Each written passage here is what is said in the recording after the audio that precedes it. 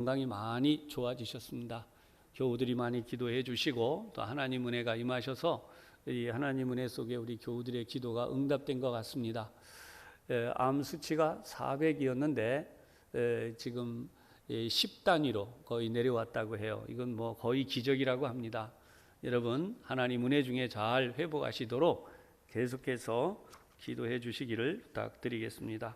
나머지 주보의 내용 잘 참조해 주시고 또 오늘도 은혜 충만한 예배가 되게 하기 위해서 마음을 새롭게 하시고 양옆에 앞뒤에 있는 분들을 함께 믿음으로 환영하며 축복하겠습니다. 오늘도 하나님 은혜가 충만하시기 바랍니다. 네, 그렇습니다. 오늘은 여러분들과 함께 옳다함을 얻는 지혜라는 제목으로 이 시간 함께 은혜를 나누도록 하겠습니다. 토머스 프리드먼이라는 분이 있습니다. 이분은 뉴욕 타임스의 컬럼니스트입니다. 이분이 한 말이 이제는 서서히 회자가 돼서 어떤 이야기들, 번져나가고 있는 중요한 이야기들마다 인용이 되기 시작했어요. 이런 이야기죠. 세계는 코로나 이전과 코로나 이후로 나뉠 것이다 라고 했어요. 사실 이야기가 처음에 나왔을 때 사람들은 별 반응이 없었습니다. 뭐 거기에 대해서 그렇게 비중을 두지도 않았고요. 그러나 이제 시간이 점점 흐르면서 이곳저곳에서 이 코로나에 대한 여러 가지 이야기들이 번지고 또 계속되는 가운데서 이제 이 코로나가 우리에게 이런 것이구나 라고 하는 이야기들이 나오고 있죠. 그동안 우리의 삶은 마치 커다란 호수 그리고 깊이가 아주 깊은 호수처럼 표면에 누군가가 돌을 던져도 잠깐은 표면에 뭔가가 일어나지만 그런 금세 다시 평정을 되찾는 것처럼 질병의 문제든지 또 사회적인 어떤 혼란스러운 이야기든지 또 세계적인 무역의 문제든지 기후의 문제든지 다양한 것들이 있었지만 잘 지나갔어요. 시간이 지나면 다시 평정해지는 잔잔해지는 호수처럼 말입니다. 그래서 아마도 이 코로나 시대도 그렇지 않겠느냐 하는 기대감을 우리 모두 가지고 있고 그동안 이런 기대 속에 많은 이들이 이 코로나에 대하여 그다지 큰 문제로 여기지를 않았습니다. 심지어 어느 방송에서 나온 것처럼 어느 나라 대통령이 마스크를 쓰지 않고 있었는데 마스크를 썼다라고 하는 것 가지고도 뉴스가 될 만큼 참 그런 일들이 있죠. 그래서 이제는 코로나가 하나의 이정표로 제시가 되어서 곳곳에서 지도자들에 해당하는 또는 사회에 이런저런 글들을 쓰는 분들이 컬럼을 쓰기 시작하고 심지어 책들도 나오게 됐어요. 세계 전문가라고 하는 이들이 이제 코로나19 이전과 이후 시대로 구분하기 시작했어요. 어느 컬럼의 내용을 잠깐 동안 여러분들에게 소개하려고 해요. 코로나19는 위기란 무엇인가 라고 하는 것에서 시작해서 이제 우리 미래 사회는 어떤 모습일까까지 이러한 부분들에 대해서 생각을 하게 했다는 것입니다. WHO의 긴급준비대응사무차장이라고 하는 분이 이런 이야기를 했어요. 이 바이러스가 우리 지역 사회에서 또 다른 엔데믹이 되어 절대 사라지지 않을 수도 있다. 처음에는 이 말에 별로 반응이 없었지만 지금은 상당히 많이 이 이야기에 귀를 기울이고 있습니다. 뿐만 아니라 하버드 대학교의 연구진은 이 코로나19가 2024년 말까지 계속해서 재발할 가능성이 있기 때문에 간헐적 거리두기가 필요하다 이렇게 이야기를 했어요. 여러분 2024년이면 아직도 금년을 제외하고도 4년이란 시간을 더 우리가 이런 식으로 살아야 된다라는 이야기를 하고 있다는 것이죠. 이것 때문에 우리 사회는 이미 많이 겪는 우리 사회가 가장 많이 겪는 교육의 문제 우리의 자녀들이 학교를 출석하지 못하고 온라인으로 수업을 합니다. 의료도 마찬가지입니다. 그전에는 병원에 가면 목사도 병원 신방을 갈 수 있었어요. 요즘은 병원에서 신방을 금하고 있어요. 뿐만 아니라 가족들도 연로하신 어르신들을 모셔놓은 곳에 찾아가서 그렇게 옛날처럼 장시간을 머물거나 얼굴을 마주대하고 음식을 먹을 수가 없습니다. 차단되어진 그런 상태에서 유리창으로 건너보며 잠시 얼굴을 보고 총총히 돌아와야 되는 이런 시대로 바뀌어졌습니다. 금융도 마찬가지요. 정치적인 부분에서도 그렇지만은 사회 문화적인 부분에서도 다 그래요. 요 며칠 전에 어느 방송에 이 연주하는 장면을 봤는데요. 그전 같으면 이 오케스트라 단원이 꽉 차가지고 그냥 연주를 하는데 보니까 한 2m 이상 떨어졌어요. 2m보다도 더 떨어진 것 같습니다. 인원도 연주 인원들도 훨씬 적어요. 그런 상태로 이 오케스트라 연주를 하는데 다른 점은 마스크를 쓰고 있고 관객은 없어요. 여러분 생각해 보세요. 지금 뭐 운동 경기장에도 축구를 하든지 운동 경기를 하는 분들은 마스크를 벗었지만은 그러나 관객들이 없는 상태에서 운동을 합니다. 여러분 이게 얼마나 엄청나게 달라진 풍경입니까? 누군가 응원하는 사람이 있어야 힘이 나서 열심히 경기도 하는데 이제는 응원하는 사람이 없어요. 관객이 없는 곳에서 경기를 치르는 이런 상황. 그래서 이 사회가 지난 100년 동안 자리 잡아왔던 삶의 이런 궤도가 급격하게 무너지고 있다. 그리고 우리의 라이프 스타일은 예상이 어려울 정도로 급격하게 변하고 있다. 그 대표적인 것이 비대면이라는 것입니다. 지금까지는 컨택트였다면 이제는 언택트라고 불리우는 비대면이다라고 이 컬럼에서 이야기를 하고 있습니다. 실제로 우리가 가장 많이 지금 체험하는 실생활에서 활용하고 있는 것이 온라인 쇼핑이죠. 그전에는 물건을 사러 직접 매장을 찾아갔습니다. 그리고 매장에서 물건을 보고 골라서 사용을 했는데 우리나라는 상당히 많이 온라인으로 물건을 구입하는 젊은 세대들로 내려갈수록 많아졌죠. 근데 이제는 더 많이 그렇게 되어서 오히려 온라인 쇼핑이 비대면으로 물건을 구하니까 안전하다. 대표적인 예로 구두를 이야기한 사람 제가 한 말씀을 드리면 그전에는 신발을 가서 신어봐야 되잖아요. 우리 남성 교우들이든 여성 교우들이든 이 구두는 가서 신어봐야 발에 맞을 거 아닙니까? 안 맞으면 어떻게 하겠어요, 그죠? 그런데 거기에 이 온라인으로 물건을 구입한 사람들이 물건에 대한 품평회를 써놨어요. 뭐라 그랬느냐? 그 구두는 밑창이 어떻다. 그 다음에 신발 발등이 어떤 느낌이 온다. 그리고 신발이 보통 사이즈보다 약간 작다. 발볼이 뭐 어떻다. 그래서 내 발 사이즈는 기본인데 그거는 좀 좁다. 그러니 혹시라도 물건을 구입할 분은 어느 정도 조금 여유 있는 거를 구입하면 좋겠다. 뭐 이런 식으로 다 그렇게 써놨어요. 그러니까 가서 신발을 직접 신어본 것이나 크게 다를 바 없이 또 그렇게 해놓았고 가전제품도 마찬가지예요. 가전제품도 쓴 경험을 거기다 다 써놨어요. 그리고 그것도 최저가로 싼 값에 살 수 있다는 것을 소개를 해놔요. 그러니 여러분 우리 세상의 삶이 얼마나 많이 바뀌었습니까?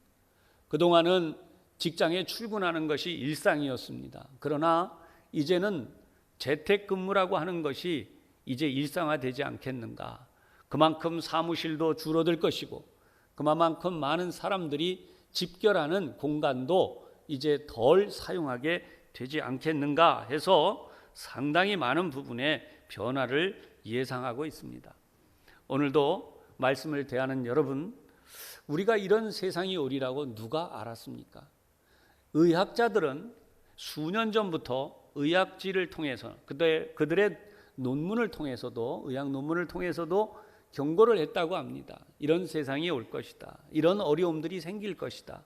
그러나 사람들이 그런 이야기에 대하여 그다지 그렇게 귀를 기울이지 않았다는 것이 그것의 결과가 지금 코로나19와 같은 것이 우리의 일상처럼 찾아왔고 여러분 말도 안 되지만 마스크를 다 쓰고 계시잖아요. 얼마나 답답하세요. 그리고 우리가 이런 공간에 있는데 한 가족이 만나도 여러분, 제가 얼마나 마음이 아팠는지 몰라요. 한 가족이 만나도 우리 교우가 아닌 타 이야기니까요. 남편과 아내가 그 중에 한 사람이 코로나를 걸리면 두 사람이 생이별을 해야 돼. 여태까지 같은 이불에서 잤으면 못 자요. 공간도 같이 쓸 수가 없어요. 모든 것이 완전히 타인이 돼버리는. 그래서 이제 남처럼 떨어져 나가는. 여러분, 이런 세상이 오리라고 누가 알았어요? 그전처럼 우리가 따뜻한 정을 나누고 정말 한 국에 있는 그릇을 같이 퍼서 또 찌개에 있는 그릇을 한 수저로 같이 퍼먹으면서 정말 따뜻한 마음을 나눴던 시절이 다시 올 수 있을 것인가? 과연 온다고 해도 우리가 또 그런 식으로 식사하는 것이 가능해질 것인가? 다양한 이야기들이 있고 무엇보다 뜨겁게 손을 붙들고 악수하고 포옹을 하던 시간들이 이제는 쉽지 않을 것이다 라고 한. 사랑하는 여러분, 그런 의미에서 오늘 예배하는 우리는 어떻습니까? 오늘도 제가 여러분들에게 공간을 띄워주세요 라고 했지만 사실은 우리가 알고 있는 뜨거운 예배는 무엇입니까? 옆 사람의 살에 따뜻한 기운이 느껴지고 땀의 그 열기가 느껴지는 가운데 할렐루야! 할렐루야! 아멘! 아멘! 여러분, 이게 예배였었어요. 그게 은혜의 자리였어요. 찬송을 뜨겁게 불렀고 젊은이들이 모이면 정말 이 자리가 비말이 문제가 아니라 먼지가 풀풀 날 정도로 껑충껑충 뛰었고, 여러분 캠프 여름 성경학교 뭐 이런 여름 캠프를 가보면 정말 청년들이고 중고등학생들이고 심지어 초등학생들도 목이 쉬도록 찬양을 불렀습니다. 이런 새벽부터 밤늦게까지 그 자리를 떠나지 않고 기도하고 찬양하고 그러는 가운데 심령이 변화되고 하나님의 은혜를 체험하고 정말 큰 은혜를 경험하고 와서 믿음의 사람으로 성장하고 자라갔던 것입니다. 그러나 여러분, 지금 이 캠프가 멈춰졌습니다. 예배도 멈춰졌습니다. 그런 집회도 이제 멈춰졌습니다. 오늘 여러분들이 앉아 계시듯이 1.5m 이상 거리가 멀리 떨어져서 어떻게 보면은 냉랭한 마음으로 그저 이렇게 앉아 있는 자리가 되고 있잖아요. 그러나 사랑하는 여러분, 이것이 앞으로 일상화가 될 수도 있기 때문에 그런 의미에서 여러분, 우리가 오늘 거리를 문제 삼지 않는 여러분들의 마음이 냉랭하거나 차가워지지 말고 오히려 더 믿음으로 뜨거워지고 더 하나님 앞에 예배를 사모하고 이전에 우리가 드렸던 그 예배보다 더 간절하고 아름다운 예배를 드릴 수 있도록 여러분의 믿음이 일깨워지고 일어나게 되시기를 주님의 이름으로 축복합니다. 앞에서 말씀드린 것처럼 코로나 시대가 올 것이라고 예측했던 이들의 이야기가 있었지만 그 이야기에 대해 관심이 없었던 것처럼 오늘 성경은 예수님께서 그 당시 사람들에게 하시는 말씀에 그 지도층 인사였던 이들은 물론 유대 사회의 사람들이 관심이 없었어요. 당대에는 유대 사람들이 제사장의 무리들과 바리새인 등을 비롯한 지도층 인사들이 주류를 이뤘고 이들과 함께 연대해서 살아가고 있는 많은 이들이 주님에 대한 말씀들을 그냥 지나쳐가고 있었기에 오늘 본문의 말씀이 기록되어지게 된 것입니다. 당시 사람들의 문제가 무엇이었습니까? 한마디로 말하면 하나님의 경고가 먹히지 않는 시대였다는 것입니다. 그래서 주님께서는 오늘 본문 15절에 귀 있는 자는 들을지어다 라고 말씀을 하세요. 여러분, 오늘날도 마찬가지입니다. 세상에 나오고 있는 수많은 뉴스들을 보고 있으면 이럴 수가 있을까라고 하는 생각이 들어와요. 왜 그러냐? 그 사건들을 보고 있으면 조금만 더 관심을 가지면, 조금만 더 조심하면, 조금만 더 사랑의 마음이 있었더라면, 조금만 더 배려했더라면 하는 일들이 뉴스를 타고 계속해서 반복되는 안타까움의 이야기들이라는 거예요. 그런 의미에서 여러분, 조금 전에도 제가 한 뉴스를 보고 올라왔는데 안타까워요. 사고다. 그러면 많은 사람들이요, 다 내 문제가 아닌 걸로 알아요.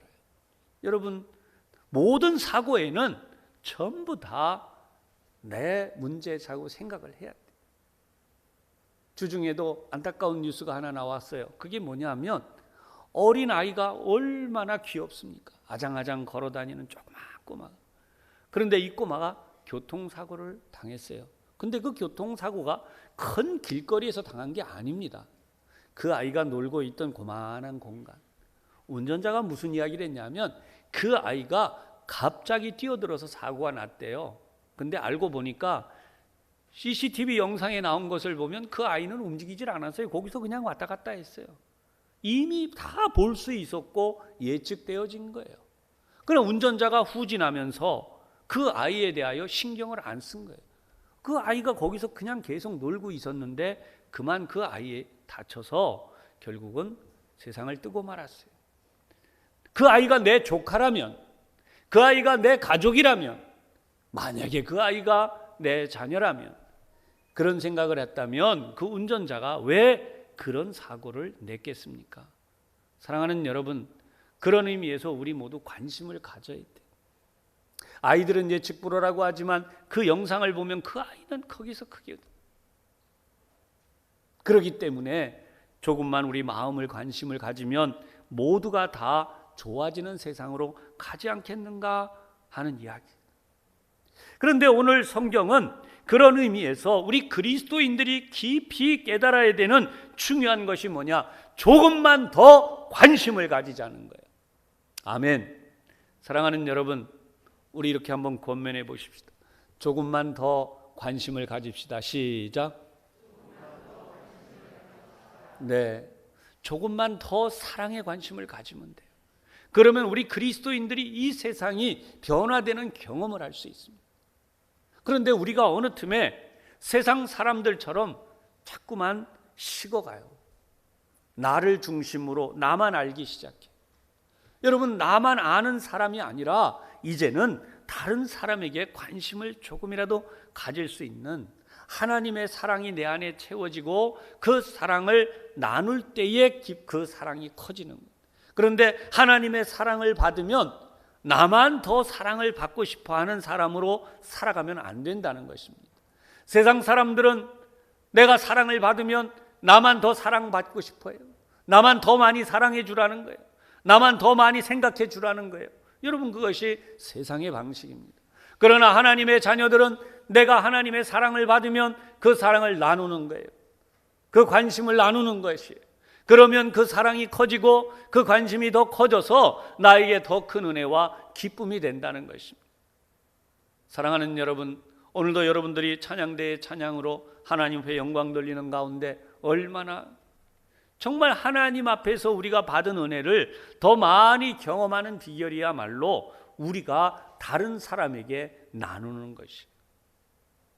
할렐루야. 예수님은 가장 현실적인 문제를 이 본문을 통해서 말씀하세요. 그게 뭐냐면 바로 전도의 문제예요. 우리에게 있어서 가장 현실적인 그 중요한 나눔이 뭐냐? 전도에 대한 거예요. 주님은 오늘 단순히 예수를 믿어라 라고 말씀하시는 게 아니에요.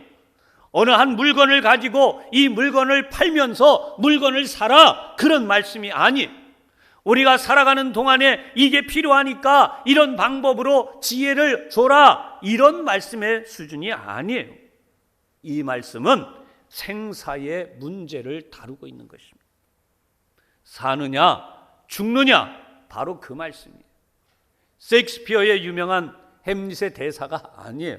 여러분, 햄릿의 대사는 단순히 복수하기 위해서 죽느냐 사느냐라고 말했어요. 그러나 예수님은 생과 사의 문제가 영원한 것이다 라고 하는 말씀을 하고 계시는 거예요. 시간이라고 하는 이 개념이 우리에게 존재하는 동안에 많은 사람들이 쉽게 말해요. 죽으면 끝이야. 죽으면 그만이지 뭘 그런. 사랑하는 여러분, 인간의 존재는 죽는다고 끝나는 게 아니라는 것이에요. 인간이 죽음으로 끝날 수 있다면 모든 것이 안타까움으로 끝날 문제지만은 인간에게는 고통이라고 하는 문제가 따라요.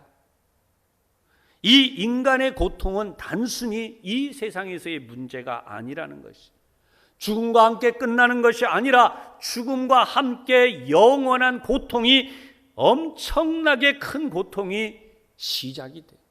이 세상의 고통은 맛배기였다면 죽은 이후의 고통은 상상할 수 없는 고통이라는 것이, 우리가 이 땅에서 아픈 것도 잠시 동안도 견디기 어려운 고통이 있어서 제발 좀 나를, 어떤 분은 빨리 죽여달라까지 얘기해서 안락사라고 불리우는 뭐 그런 제도를 도입해라, 심지어 어느 나라에 가서 그 합법적인 데 가서 그렇게 죽겠다고 하는 분들까지 있어요.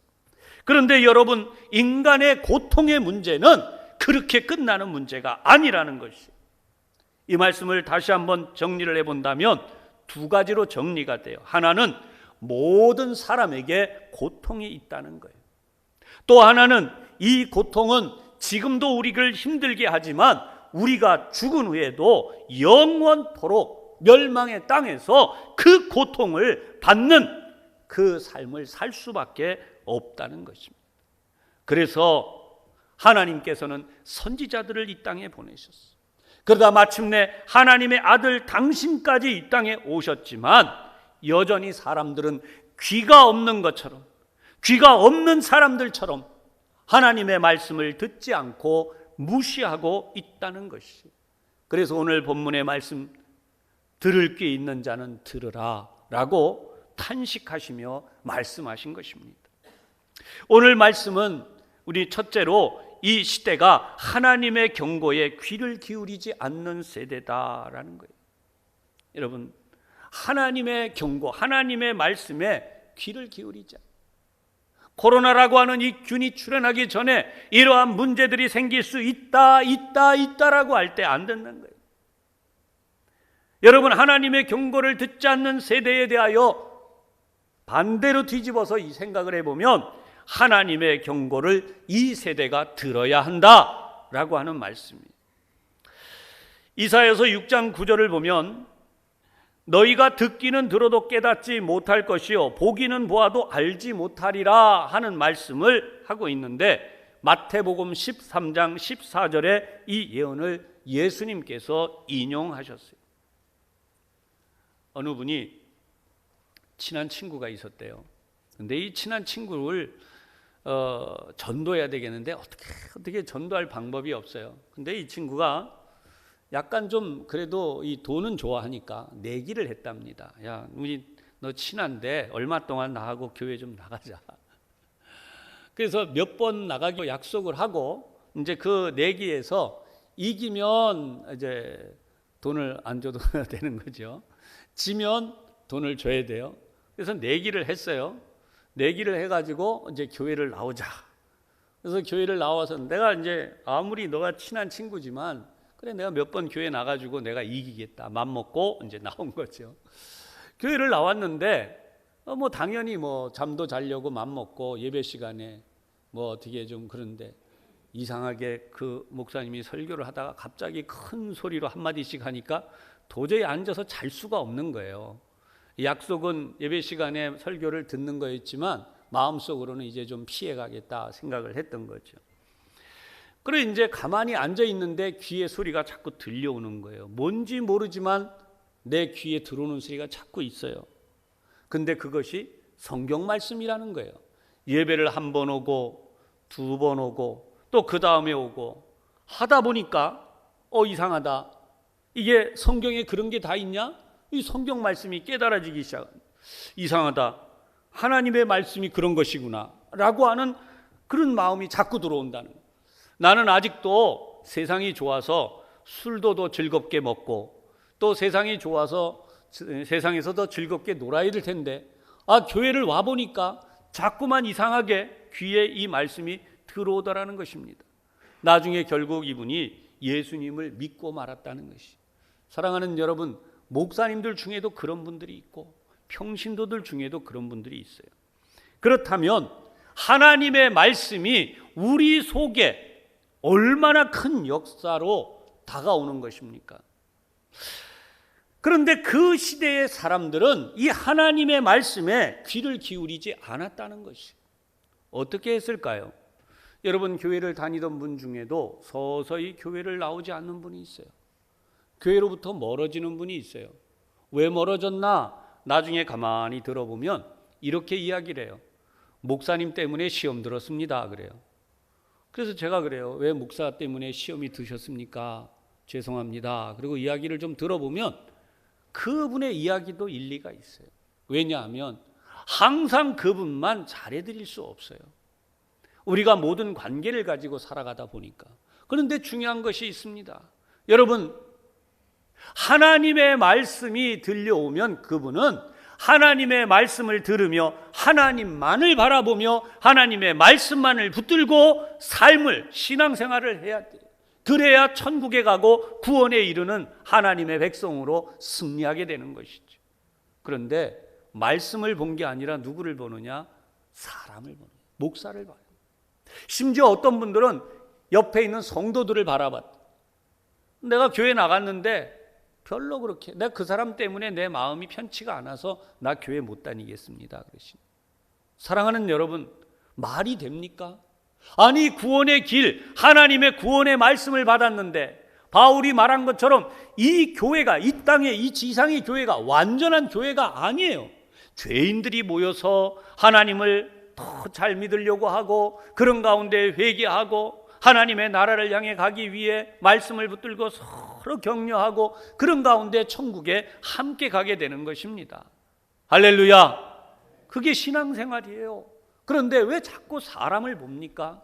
말씀을 붙들고 가야 되는데 말씀을 붙들고 가지 않으면 이 성경에 들어있는 유대인들처럼, 그 당시 유대의 지도자들처럼 하나님의 경고, 하나님의 말씀이 귀에 들어오지 않아요. 사랑하는 여러분, 그들의 문제가 무엇이에요? 하나님의 말씀인데, 예수님의 말씀인데, 하나님의 아들 예수라면 뭔지 모르지만 그 사람이 굉장히 하나님의 아들 같은 데가 있어야 될 거 아니에요. 예수님이라고 오셔서 말씀하시는데 하나님의 아들 같지가 않아요. 무시하는 거죠. 이 시대에도 하나님의 경고가 있습니다. 세상의 모든 사람들이 멸망하는 길에서 돌이키라. 오늘도 제가 여러분들에게 설교하고 있는 내용을 세상 사람들도 다 알아요. 이제는 교회를 모르는 사람이 없어요. 예수가 누군지 모르는 사람들이 없어요. 그런데 문제는 자기들의 생각대로 받아들이고 믿고 있다는 거예요. 그러면서 그 사람들의 말은 사람을 보는 거예요. 여러분, 그 무시함이 있습니다. 대표적인 것이 오늘 사람들이 고통에 빠지면서도 하나님의 말씀을 무시하는데 대표적인 예가 바로 동성애의 문제예요. 왜 동성애가 문제냐? 여러분, 오늘 제가 한 4가지로 정리를 해서 설명을 해드리겠습니다. 첫 번째, 동성애는 하나님께서 인정하시지 않는 인간의 타락한 범죄라는 것입니다. 인간의 타락한 범죄가 바로 이 동성애예요. 그러다 보니까 사실 이들이 숨어서 동성애를 했어요. 그런데 이제는 드러내놓고 하겠다는 거예요. 이게 바로 커밍아웃이에요. 이제는 드러내놓고 하겠다. 왜 그러면 그들이 숨어서 했습니까? 그것이 떳떳하지 않다는 걸 본인들이 알았어요. 뭐 세상의 제도 뭐 이런 얘기하지만 본인들의 마음에 이미 알아요. 두 번째로, 남녀가 결혼을 하고 자녀를 낳아서 다음 세대를 세워야 합니다. 그런데 그렇지 않으면 인간은 그 종족이 줄어들어서 멸망으로 가고 말 것이라는 거예요. 우리나라가 이미 인구 절벽에 다루고 있는데 우리나라가 왜 이렇게 동성애를 하겠다고 야단들입니까? 여러분, 우리 뭐 사회가 어렵고 뭐가 힘들어서 결혼을 못하고 자녀를 양육을 못하겠다 그러는데, 그러면 동남아를 보세요. 필리핀을 비롯한 아시아의 동남아들을 보면 거기는 우리보다 뭐 난 게 뭐가 있습니까? 그래서 거기에 자녀들이 그렇게 많이 태어납니까? 점점 문명이 발달할수록 신기하게도 동성애가 많아지는데, 이런 이야기들은요, 로마 시대에도 동성애가 만연했다는 거예요. 그렇게 잘 사는 세상이라고 합니다. 오늘도 그런 의미에서 여러분, 종족이 줄어들고 말면, 인구 절벽으로 가고 말면 그 종족이 사라질 수밖에 없지 않겠습니까? 세 번째로, 동성애를 하면 윤리가 무너져서 인간의 건전한 정신이 무너지게 돼요. 남녀 성의 혼란으로 인해서 혼란에 빠지게 돼요. 제가 있었던 이태원 지역에는 동성애자들이 진짜 많았어요. 한 골목에. 그런데 교회 바깥에 있는 화장실에는, 그 화장실 옛날에 물 내리는 거라고 말씀 몇 차례 드리고 있는데, 이게 물 내리는데 이거 그 안에가 이게 안 내려오면 그 안에 주사기가 꽉 차 있어요. 동성애자들이 약물을 주사하고는 그 안에 다 쌓아놔. 새벽 예배 마치면 그냥 주르륵 동성애자들이 밤새도록 놀다가 자기네 집으로 가는 중이에요. 여러분, 그런 곳에 목회를 하는 곳에 있다 보니까 제가 깨달아지네. 동성애 하는 사람들은 맨 정신이 아니에요. 그 혼란스러운 정체성과 어떻게 하지 못하는 것을 약물로 달래는. 네 번째로, 정상적인 성생활이 무너짐으로 에이즈와 같은 질병이 빠르게 전파되어서 죽음으로 가는 고통들이 더 커진다는 것입니다. 사랑하는 여러분, 제가 말하고 있는 이 부분들은 다 의학 잡지에 근거해서 말씀을 드리는 거예요. 우리는 이 문제들 속에서 하나님의 음성을 들을 수 있어야 돼. 이게 잘못된 것이구나. 그런데 이것을 왜 이렇게 합법화하겠다고 이 난리들입니까? 두 번째로, 주님의 비유는 구원함에 이르는 지혜를 얻으라 라고 말씀하시는 거예요. 오늘도 성경을 보면 이 세대를 무엇에 비유할까 말씀을 했어요. 친구를 불러놓고 피리를 불면 춤을 추고 슬프게 울면 가슴을 칠 줄 알았는데 그렇게 안 했다는 것이. 그래서 주님이 하시는 말씀이 뭐냐? 세례자 요한을 보냈어요. 세례자 요한이 와서 이제 먹지도 마시지도 않는 삶을 살았다는 것입니다. 그 당시에 사람들은 뭔가 외형적으로 드러나는 특별함이 있기를 원했어요. 경건에 대한 모습이 있기를 원했습니다. 그래서 세례자 요한이 왔을 때 그는 가죽으로 된 옷을 입었을 뿐만 아니라 그가 먹는 음식은 메뚜기와 석청이었다는 것이에요. 그런데 여러분 한번 생각해 보세요. 그 이스라엘 땅에 메뚜기가 있으면 얼마나 있겠습니까? 벼농사를 잘 지면 그렇게 잘 메뚜기가 많아지겠지만 그렇지 않은 경우에 메뚜기 흔하지 않아요. 또 석청이라 그랬습니다. 돌에 붙어 있는 꿀이죠. 그걸 주식으로 먹었어요. 우리식으로 말하면 어떻게 될까요? 과연 이런 음식만 먹고 살 수가 있겠습니까? 이것이 바로 철저한 금욕생활, 금식에 해당했다는 것이에요. 그는 정말 그러한 삶을 살고 있었더니 처음에는 와, 대단한 사람이 나타났나 보다. 네가 메시아냐라고 물었어요, 사람들이. 그 메시아의 모습이 무엇입니까? 지금 경제적으로 어려움을 주고 있는 이 로마의 세금의 문제를 해결해 주고, 그리고 로마가 이스라엘 민족을 억압하고 있는 이 문제를 해결해 주고 그럴 수 있는 메시아냐라고 물어봤는데 아니라고 대답을 했어요. 그러자 관심이 떠나버리고 기껏 한다는 말이 뭐라고 얘기하냐? 귀신이 들어가서 저러고 산다, 이렇게 말했어요. 귀신이 들어가서 저러고 산다. 그게 예수님이 오늘 안타까워서 하시는 말씀입니다. 그런데 이번에는 이러한 것들에 이어서 하나님의 아들이신 예수님 당신이 직접 오셨어요. 오셔서 이제 이들에게 복음, 하나님의 나라에 대한 말씀을 전해주십니다. 세례 요한과는 정반대로 사셨어요. 세례 요한의 그런 비난을 받는 반면에 이번에는 예수님께서는 직접 갈릴리의 농부들과 어울리시고 어부들이 입는 옷을 입고 그들과 함께 음식을 잡수셨고 그들이 먹는 포도주를 마시고 잔치집에도 들어가셔서 축복하시고 그들이 꺼려하는 세리와 그 죄인들이라고 불리우는 그런 인물들을 찾아 들어가셔서 그들에게 하나님의 복음을 전해주셨습니다. 그랬더니 이런 일에 대하여 정말 칭찬을 한 게 아니라 예수님을 향해서 네가 메시아냐라고 묻고는 그들이 생각하는 기준에 맞지 않자 예수님을 십자가에 못 박아 죽이는 일을 하고 말았어요. 그럴 때에 예수님을 향해 씌운 이상한 소문이 있습니다. 바로 그게 뭐냐? 보라, 먹기를 탐하고 포도주를 즐기는 사람이요 세리와 죄인의 친구로다, 이렇게 말했습니다. 사랑하는 여러분, 오늘 이 시대에도 어느 누구를 막론하고 예수님이 받으신 이 비난을 받으면 참 그 모멸감이 견디기 어렵습니다.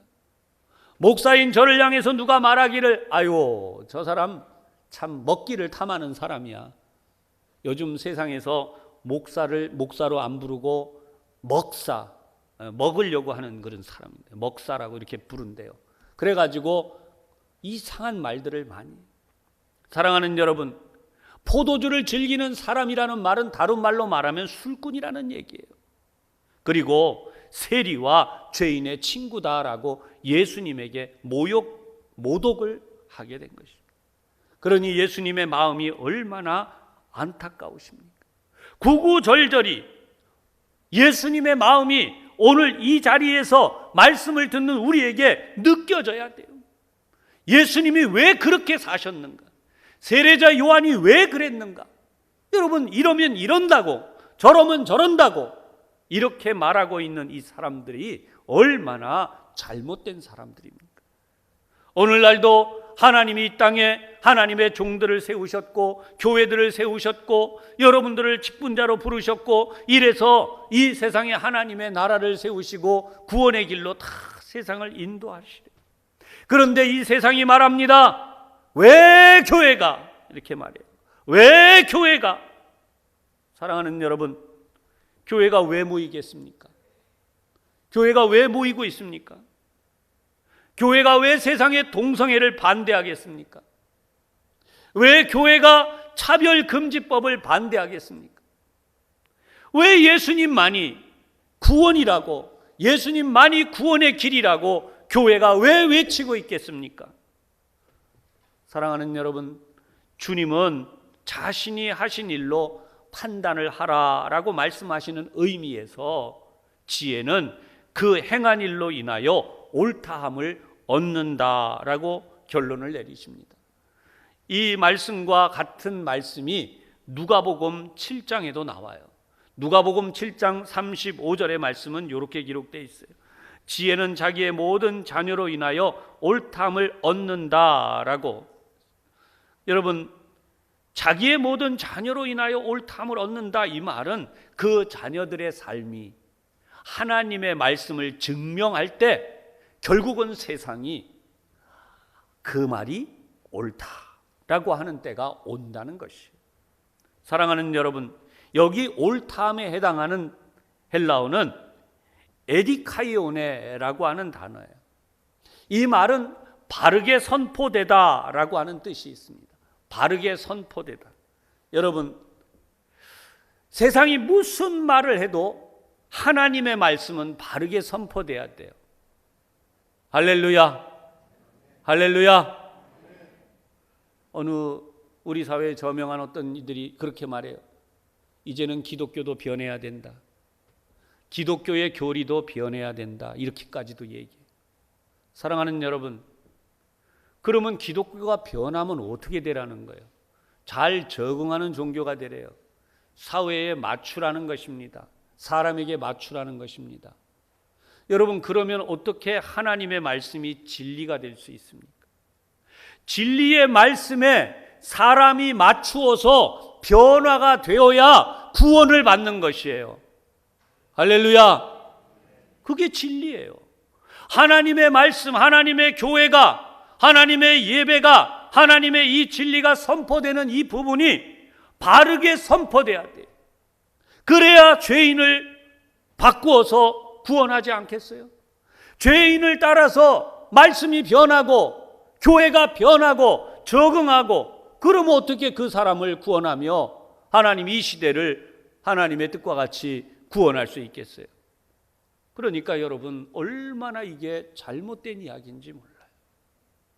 오늘도 우리는 하나님의 말씀이 바르게 선포돼야 되고, 여러분들은 바르게 선포되는 말씀을 듣고 아멘하며 살아가셔야 되고, 여러분들이 이 에디카이오네의 또 다른 뜻이 뭐냐? 옳음이 선포되다. 옳음이, 옳다고 하는, 누구를 통해서요? 여러분들을 통해서. 그래서 여러분들이 옳다고 하는 것을 여러분의 삶을 통해 증명할 때에 여러분들도 세상에서 인정을 받는 그래서 이 세상이 변화되는 역사가 일어난다고 하는 것이, 여러분, 하나님의 지혜가 아니면 이것을 알 길이 없다는 것입니다. 오늘도 예배하는 여러분, 우리는 지치지 말아야 돼요. 우리는 포기하지 말아야 돼요.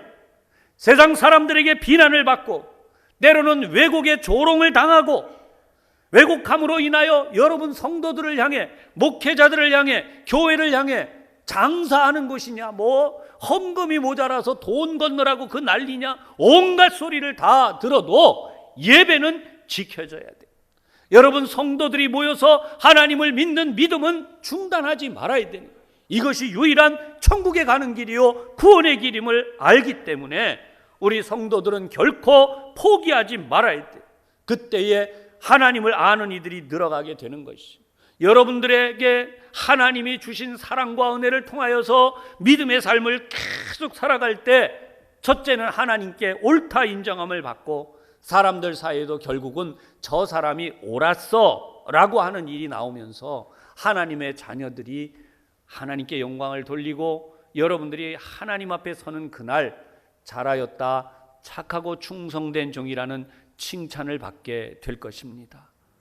사랑하는 여러분, 결코 포기하지 말고 오늘 이 어렵고 힘든 시대를 믿음으로 잘 승리한 하나님의 주시는 지혜로 살아가시기를 주님의 이름으로 축원합니다. 기도하겠습니다. 자비하신 하나님, 우리가 이 땅을 사는 방법은 다양하지만 그러나 하나님의 지혜로 사는 길은 오직 한 길밖에 없음을 오늘도 이 말씀을 통해 저희들이 듣고 깨닫습니다. 이제 믿음의 결단을 하며 지혜는 오직 그 행한 것으로 인하여서 옳다함으로 인정받는 삶, 하나님 앞에서나 사람 앞에서나 오직 우리 하나님의 말씀을 따라 사는 저희의 삶이 되기를 간절히 소원하오니, 성령 하나님 저희 가운데 크신 은혜로 붙드시고 위로하시고 인도하여 주시옵소서. 예수님 이름으로 기도하옵나이다. 아멘.